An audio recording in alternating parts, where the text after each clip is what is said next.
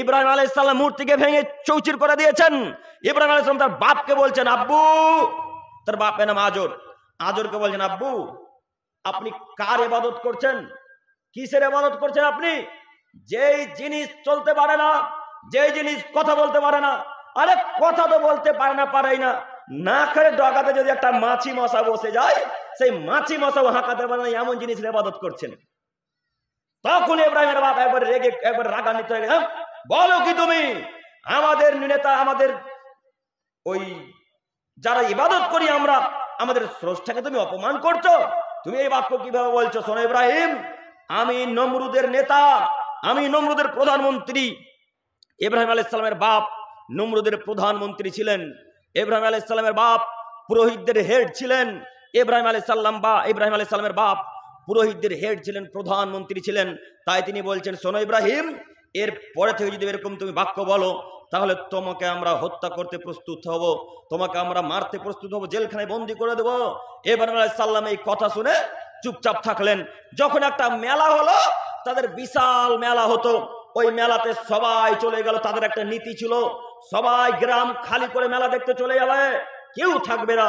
ইব্রাহিমকে এসে বলছে, ইব্রাহিম চলো আমাদের সাথে মেলা দেখতে যাবে। ইব্রাহিম আলাইহিস সালাম বললেন, আনা সাকিমুন, আমি অসুস্থ ব্যক্তি, আমি আপনাদের মেলাতে উপস্থিত হতে পারবো না। সম্মানিত মুরব্বী সাহেব, ইব্রাহিম আলাইহিস সালাম অন্তর দিক থেকে, মানসিক দিক থেকে আসলে অসুস্থ ছিলেন, হয়তো এই কারণে কথা বলেছেন। যখন তারা গেল, সব মূর্তিকে ভেঙে খান খান করে দিলেন, সব মূর্তিকে ভেঙে চৌচির করে দিলেন, সব মূর্তিকে ভেঙে খান খান করে দিলেন। শুধুমাত্র যেটা বড় মূর্তি, সেই মূর্তিকে রেখে দিলেন, যেন তারা তাকে এসে জিজ্ঞাসা করতে পারে। এই মূর্তি যখন চৌচির করে দিলেন, ইব্রাহিম আলাইহিস সালামকে এসে তার বাপ এবং গ্রামের মানুষ জিজ্ঞাসা করছে, ইব্রাহিম এই ঘটনা কে ঘটিয়েছে? ইব্রাহিম তখন এক বাক্যে উত্তর বলছেন, ওই যে বড় মূর্তিটা আছে, তাকে জিজ্ঞাসা করেন না, তাকে জিজ্ঞাসা করেন কে মূর্তি ভেঙেছে। তখন ইব্রাহিমকে বলছে, ইব্রাহিম বলো কি, ওই কি কথা বলতে পারে? তখন ইব্রাহিম আলাইহিস সালাম বলছে, আচ্ছা কথা বলতে পারে না, তাহলে তার ইবাদত করছেন কেন? কথা বুঝতে পারেননি? এমন জিনিসের ইবাদত করছেন যে জিনিস ভেঙে চৌচির করে দিলে মাছি বসলে হাঁকাতে পারে না, সেই জিনিসের কেন ইবাদত করবেন? তখন একটা শয়তানের রূপ ধরে একটা মানুষ এসে বললেন যে ইব্রাহিম মূর্তি ভেঙেছে, এবারে ইব্রাহিমকে আগুনে ফেলবে। ওই যে আগুনের ঘটনা শোনেননি? তখন আল্লাহ তাআলা বললেন, ইয়া নারু কুনি বারদান সালামুন আলা ইব্রাহিম, হে আগুন আমার ইব্রাহিমের উপর তুমি ঠান্ডা হয়ে যাও, শীতল হয়ে যাও, ঠান্ডা হয়ে যাও। আমি আপনাকে দেখাতে চাচ্ছি, আমাদের নবী ইব্রাহিম আলাইহিস সালাম বহু নবীর পিতা, তিনি মূর্তি ভেঙে চৌচির করে দিলেন। আরে আমাদের নবী হযরত মুহাম্মদ সাল্লাল্লাহু আলাইহি সাল্লাম, তিনিও মূর্তিকে ভেঙে চৌচির করে দিলেন, খান খান করে দিলেন। একটু আমার দিকে তাকান, কাবা ঘরের চতুর্দিকে 360টা মূর্তিকে খাড়ো করে রাখা ছিল। কাবা ঘরের চতুর্দিকে 360টা মূর্তি খাড়ো করে রাখা ছিল। সেই মূর্তি ছিল সেই মূর্তি ছিল ইব্রাহিম আলাইহিস সালামের মূর্তি, সেই মূর্তি ছিল ইসহাক আলাইহিস সালামের মূর্তি, আরো অন্যান্য নবীদের মূর্তি ছিল ওই কাবা ঘরের ভিতরে। ইব্রাহিম আলাইহিস সালাম নবীর আব্বা, নবীর পিতা, বহু নবীর পিতা। ইব্রাহিম আলাইহিস সালামকে বলা হয় আবুল আম্বিয়া, বহু নবীর পিতা, তাই তিনি বলছেন এটা আমার আব্বা। আপনাকে আরো পরে দেখাবো হাদিস। ওই যে আসমানে যখন চলে গেলেন, তখন ইব্রাহিম আলাইহিস সালামকে বলছেন এটা আমার আব্বা। আদম আলাইহিস সালামের সাথে সাক্ষাৎ হলে আদমকে বললেন এটা আমার আব্বা। অনেক লম্বা ঘটনা, আমি সেদিকে যাচ্ছি না, আপনাকে দেখাতে যাচ্ছি। ইব্রাহিম আলাইহিস সালামের মূর্তিকে ভেঙে খান খান করে দিয়েছেন মুহাম্মদ সাল্লাল্লাহু আলাইহি সাল্লাম। একটু আমার দিকে তাকান, কাবা ঘরের চতুর্দিকে 360টা মূর্তিকে খাড়ো করে রাখা ছিল, সাজিয়ে রাখা ছিল। ওই মূর্তির পূজা করতো জাহিলিয়াতের মানুষেরা, ওই মূর্তির পূজা করতো আরবের মানুষেরা, ওই মূর্তির পূজা করতো জাহিলিয়াতের গোত্রের মানুষেরা। এই মূর্তি আরবের যেটা কাবা ঘর বর্তমান, ওই কাবা ঘরের চতুর্দিকে 360টা মূর্তিকে খাড়ো করে রাখা ছিল। মুহাম্মদ সাল্লাল্লাহু আলাইহি সাল্লাম যখন কাবা ঘরের ভেতরে প্রবেশ করলেন, হাতে ছিল একটা লাঠি, লাঠি দিয়ে সব মূর্তিকে মুহাম্মদ সাল্লাল্লাহু আলাইহি সাল্লাম ভেঙে খান খান করে দিলেন, সবকে ভেঙে চৌচির করে দিলেন, একেবারে মাটির সাথে মিশিয়ে দিলেন। ভেঙে দেওয়ার পর আল্লাহ নবী বলছেন, জাল হক এসেছে সত্য, অজাকাল বাতিল চলে গেছে মিথ্যা, ইন্নাল বাতিলা নিশ্চয় মিথ্যা, কানা জাহুকা চিরদিন মিথ্যা। এই বলে মুহাম্মদ সাল্লাল্লাহু আলাইহি সাল্লাম সমস্ত মূর্তিকে ভেঙে খান খান করে দিলেন। এই বলে মুহাম্মদ সাল্লাল্লাহু আলাইহি সাল্লাম সব মূর্তিকে চূর্ণ বিচূর্ণ করে দিলেন। মূর্তি ভাঙার পর আলীকে ডেকে বলেন, আলী লা তাদুতি মিসরান ইল্লা তামাসতাহু ওয়ালা কাবরান মুসলিমান ইল্লা সাওয়াইতু। আলী আরবের বুকে, মদিনার বুকে, সিরিয়ার বুকে যত উঁচু উঁচু কবর আছে, যত মূর্তি আছে, সব মূর্তিকে ভেঙে খান খান করে দাও, সব মূর্তিকে ভেঙে চৌচির করে দাও। আলী রাদিয়াল্লাহু তাআলা আনহু সব মূর্তিকে ভেঙে খান খান করে দিলেন। আলী রাদিয়াল্লাহু তাআলা সব উঁচু কবরকে ভেঙে মাটির সাথে মিশিয়ে দিলেন। এই উঁচু কবর রাখা যাবে না, এই উঁচু কবর করে কবর দেওয়া হারাম, এই উঁচু কবর রাখা যাবে না, এটা রাসূলের পদ্ধতি নয়। কবর হতে হবে 1 হাত অথবা অর্ধ হাত উঁচু, এর থেকে বেশি উঁচু করা যাবে না। আপনাকে বলছি, নিজে মোহাম্মদ সাল্লাল্লাহু আলাইহি ওয়াসাল্লাম মূর্তিকে ভেঙে খান খান করে দিলেন। ইব্রাহিম আলাইহিস সালাম তার বাপের মূর্তিদেরকে ভেঙে দিলেন। তার নিজের বাপ হাতে মূর্তি তৈরি করতো আজর, তার বাপের তৈরি করা মূর্তিকে ভেঙে খান খান করে দিলেন। আলী রাদিয়াল্লাহু তাআলা আনহু তিনি মূর্তিকে ভেঙে চৌচির করে দিলেন। এতগুলা লোক মূর্তি ভাঙতে পারেন, আপনি কি কাপুরুষ? এতগুলা লোক মূর্তি ভাঙতে পারেন, আপনি কি কাপুরুষ?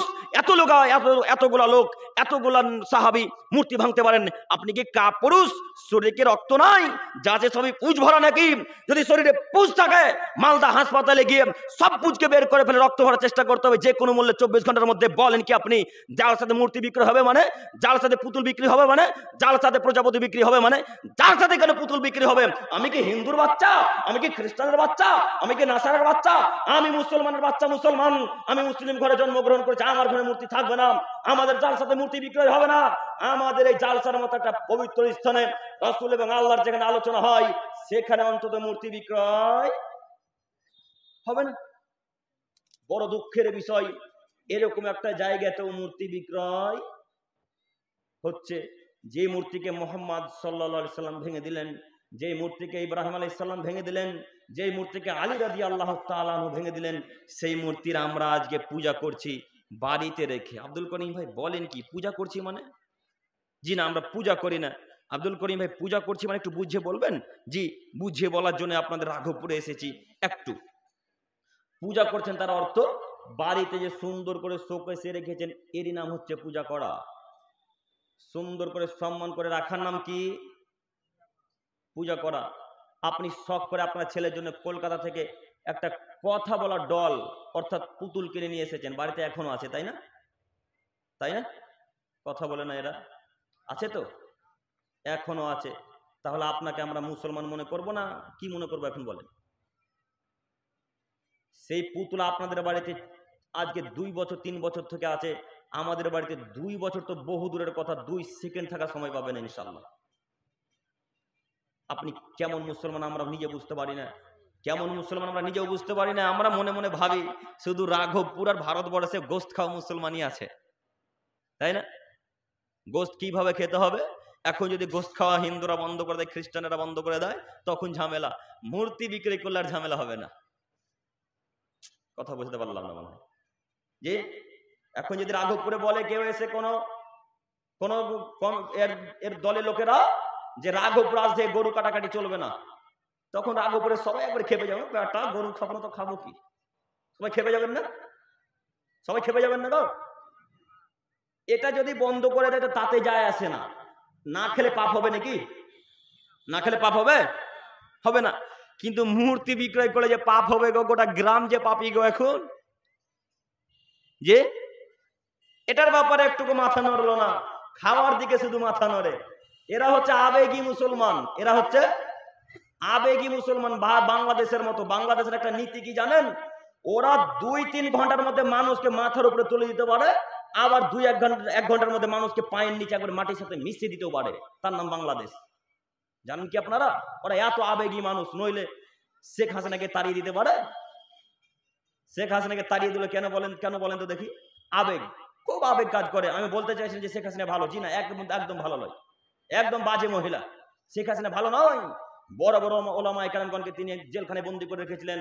আরে এত বড় জেলখানা যেখানে মানুষ নড়তেও পারে না, চড়তেও পারে না, শুধু খাদ্য দেয়, পানি দেওয়ার ব্যবস্থা ছিল না। তার নাম কি ছিল জানো? আয়না ঘর। সবাই ভালোভাবে জানে। আমি তার পক্ষ থেকে কথা বলতে চাইছি, আবেগী হবেন না। আপনি তাড়িয়েছেন, আলহামদুলিল্লাহ, খুব ভালো করেছেন। তবে আপনাকে আমি অনুরোধ করে বলছি, এই মূর্তি অন্তত জালসাতে বিক্রয় হওয়া ঠিক নয়। এরপরে থেকে ইনশাল্লাহ পরিবর্তন হব